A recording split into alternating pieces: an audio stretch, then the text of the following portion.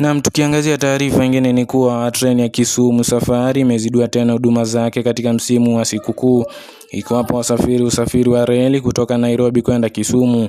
Kulingana na ratiba zilizotolewa na shirika la reli nchini, zinaonyesha kuwa treni hiyo itaanza safari zake Disemba tarehe 19 mwaka 2025 mpaka Januari tarehe 12 mwaka 2026. Vibandiko vya shirika la reli vilionyesha treni hiyo ikiondoka katika kituo cha reli cha Nairobi saa 5:30 jioni katika tarehe maalum iliyopangwa, ikifika Kisumu takriban saa 12:30 asubuhi siku inayofuata. Safari ya kurejea kutoka Kisumu hadi Nairobi zitaondoka saa 12:30 jioni na kufika Nairobi saa 2 asubuhi siku inayofuata. Shirika la reli nchini likisema kuwa tiketi zinapatikana katika kituo cha reli cha Nairobi.